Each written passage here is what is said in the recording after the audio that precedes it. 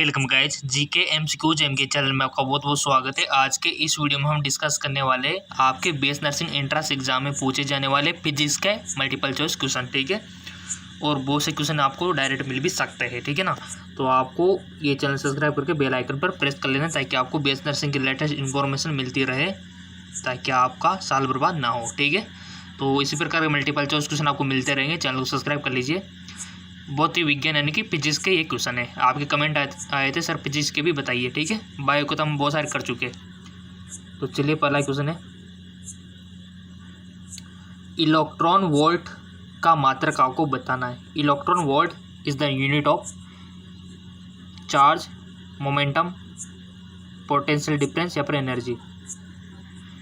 बहुत अच्छा क्वेश्चन है, टिक लगा दो किसी एक पे, लगा दिया, चेक ना। इसका राइट ऑप्शन हो जाएगा गाइज ऑप्शन डी यानी कि एनर्जी, ठीक है। यानी कि इलेक्ट्रॉन वोल्ट का मात्रक एनर्जी ऊर्जा है। इलेक्ट्रॉन वोल्ट का मात्रक ऊर्जा, ठीक। अगला क्वेश्चन है, जेनर डायोड से संबंधित क्वेश्चन है। बहुत अच्छा है क्वेश्चन, बनता है इस चैप्टर से, अर्धचालक वाले चैप्टर से। जेनर डायोड का उपयोग किया जा सकता है किसमें? पूर्ण तरंग दृष्टकारी के रूप में, प्रत्यावर्ती धारा वोल्टेज नियंत्रक के रूप में, या फिर दृष्ट धारा वोल्टेज नियंत्रक के रूप में, या फिर अर्ध तरंग दृष्टकारी के रूप में। Zener diode can be use as full wave rectifier, AC voltage DC voltage regulator, या फिर हाफ वेव रेक्टिफायर। बहुत अच्छे क्वेश्चन है।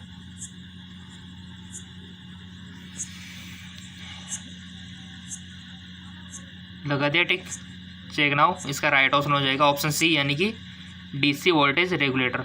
जेनर डायोड का उपयोग किया जाता है डीसी वोल्टेज रेगुलेटर, डिश धारा नियंत्रक में। चलते आगे की ओर। बहुत अच्छे क्वेश्चन है गाइज, और क्वेश्चन बनेंगे यहाँ से, देखना। थोड़ा सा एडजस्ट कर लेते ताकि आपको थोड़ा सा दिक्कत नहीं होनी चाहिए पढ़ने में। हो गया। दो समतल दर्पण के बीच का कोण 60 डिग्री का हो तो किसी वस्तु के प्रतिबिंब की संख्या आपको बतानी है। बहुत अच्छा क्वेश्चन है। If the angle between two plane mirror is at 60 degree then the number of images of an objective form will be 5, 6, 7 या फिर इन्फिनाइट। दो समतल दर्पण गाइज कुछ इस प्रकार के आप मान सकते हो, और दोनों का बीच का जो कोण है वो 60 डिग्री है। बीच में कोई भी ऑब्जेक्ट रखा हुआ है तो कितनी दिखाई देंगे उसके इमेजेस, लगा दे वो टिक भी आपने। इसका राइट ऑप्शन हो जाएगा बी 6। इसके लिए फॉर्मूला होता है गाइज निकालने के लिए कि कितने ऑब्जेक्ट बनेंगे, जो कि आपको पता होगा, आपके 9th बुक में भी दिया हुआ है। चलते आगे को, अगर नहीं है पता तो कमेंट कर देना, मैं आपको बता दूंगा फॉर्मूला कि कैसे निकालते, ठीक है। अगला क्वेश्चन है आपका, भारत में नाभिकीय ऊर्जा संयंत्र में ईंधन के रूप में प्रयोग किया जाता है। The fuel use in nuclear power plant in India, uranium 235 या फिर यूरेनियम 236, यूरेनियम 238 या फिर यूरेनियम 239।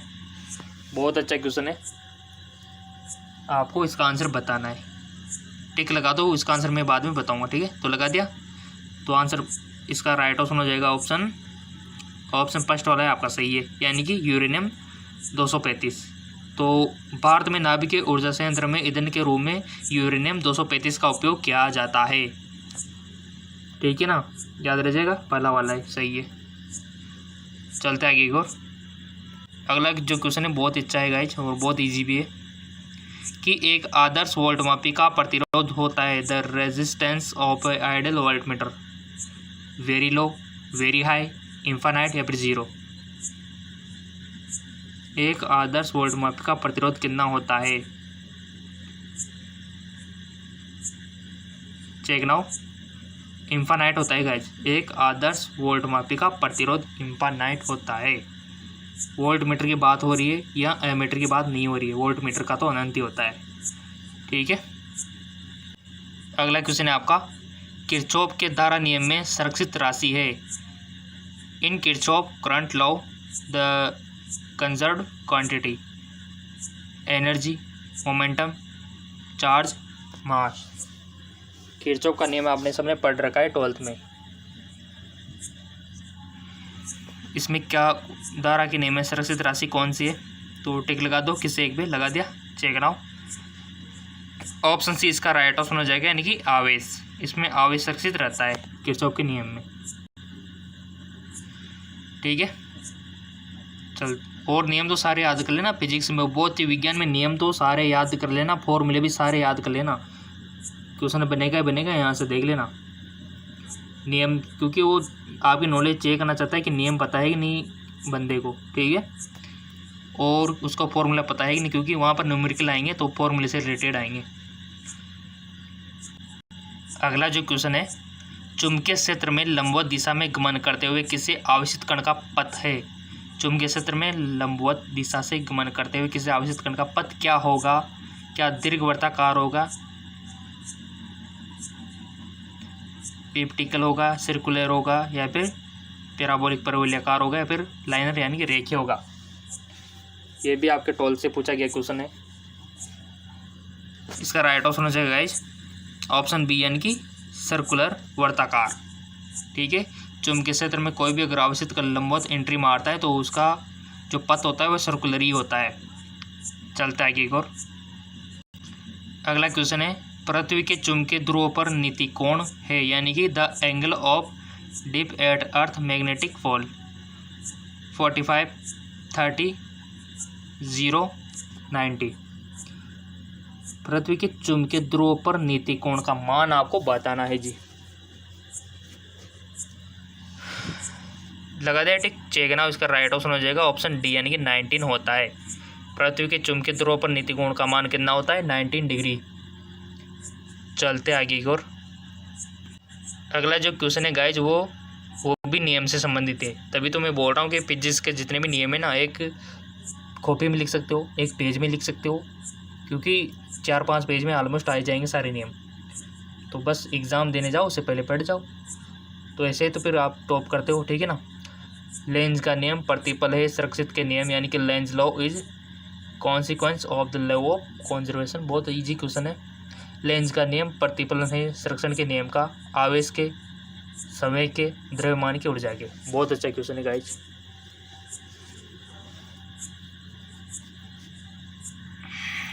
लगा दो टिक, लगा दिया, चेक ना। इसका राइट ऑप्शन हो जाएगा ऑप्शन डी, यानी कि ऊर्जा का। लेंज का नियम किसका? प्रतिफल संरक्षण का नियम है ऊर्जा का।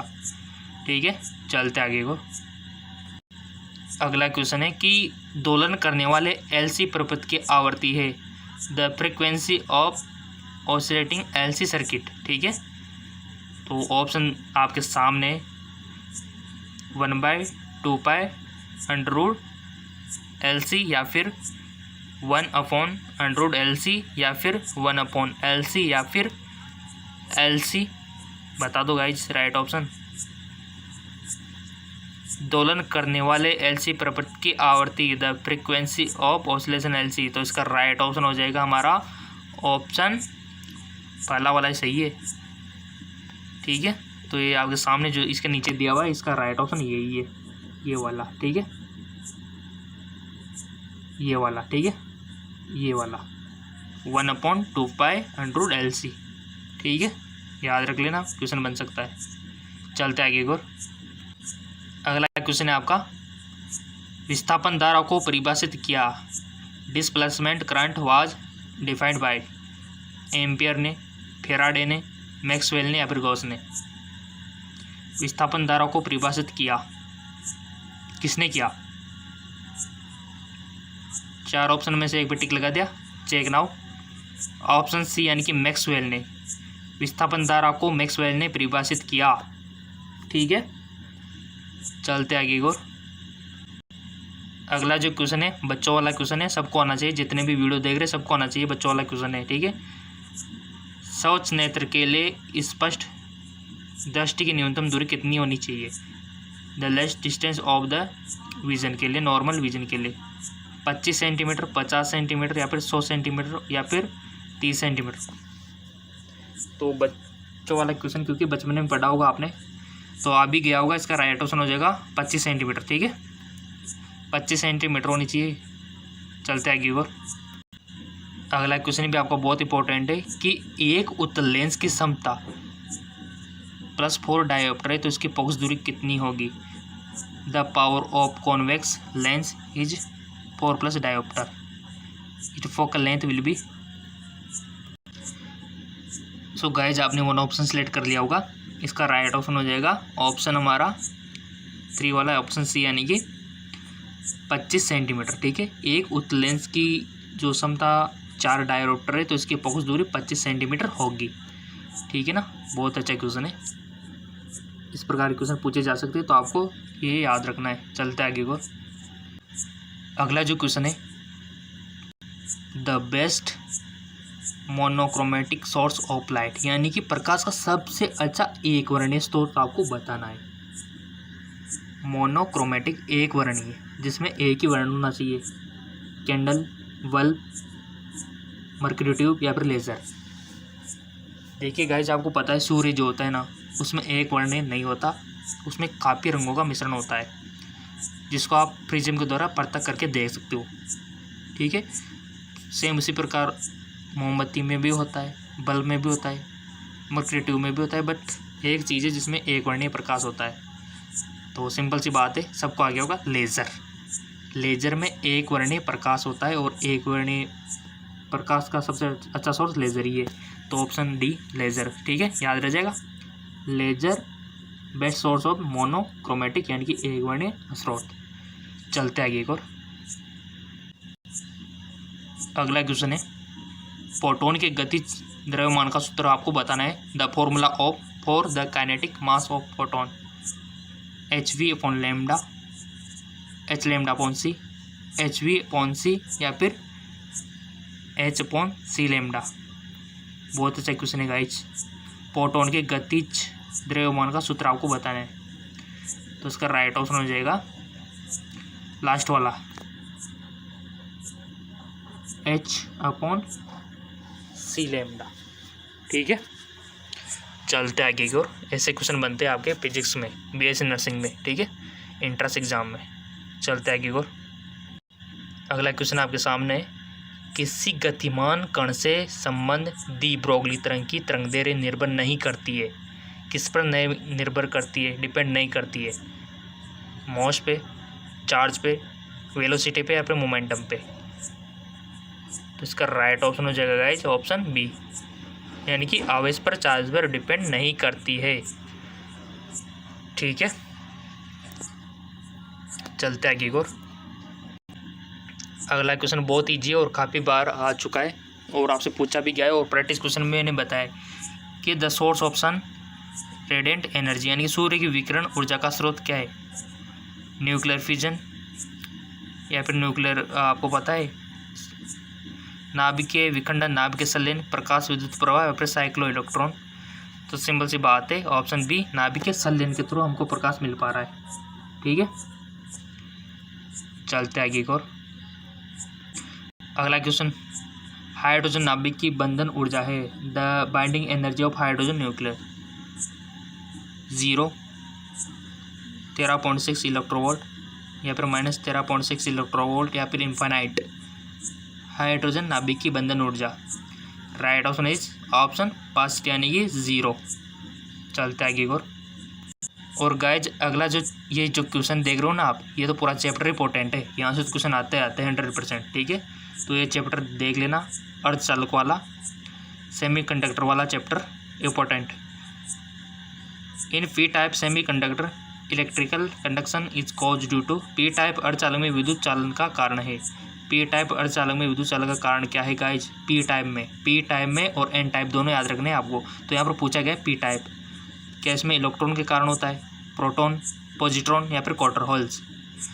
सो गाइज, इसका राइट ऑप्शन हो जाएगा ऑप्शन डी, क्वार्टर्स के कारण, यानी कि तभी इसको पी टाइप हम बोलते हैं, पी टाइप। ठीक है, क्योंकि इसमें क्वार्टर्स के कारण होता है। और इसी प्रकार आपको एन टाइप में याद रखना है कि एन टाइप में किसके कारण होता है। ठीक है, चलते आगे की ओर।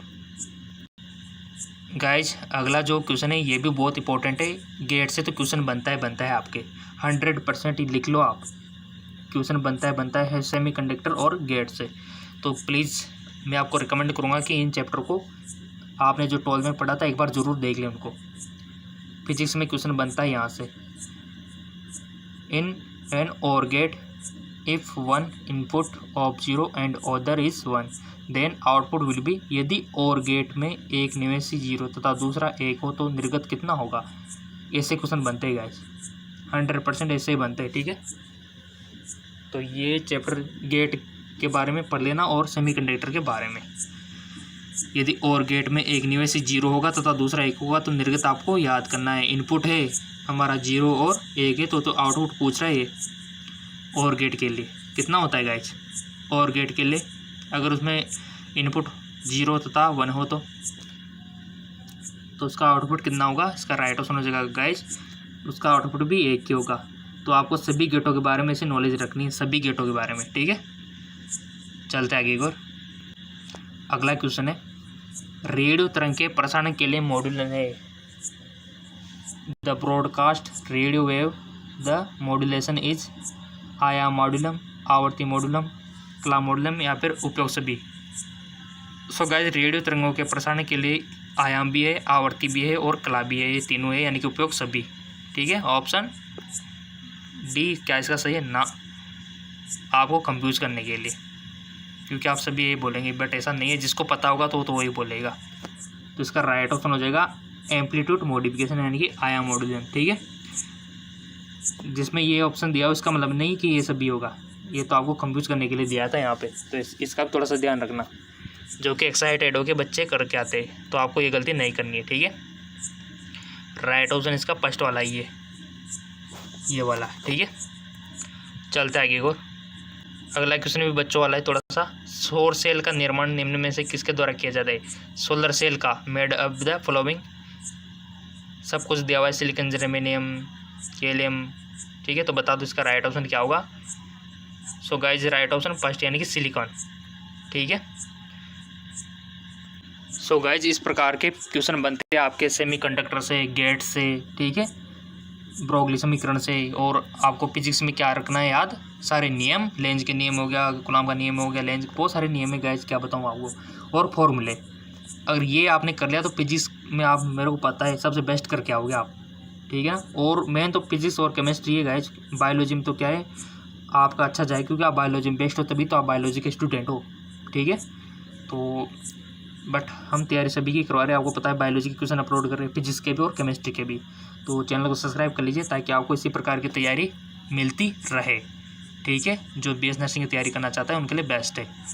और पिछला वाला वीडियो नहीं देखा है तो लिंक मैंने नीचे डिस्क्रिप्शन में दे दिया है, जाके देख सकते हो, केमिस्ट्री वाला वीडियो। ठीक है, ओके, धन्यवाद, मिलते हैं अगले वीडियो में।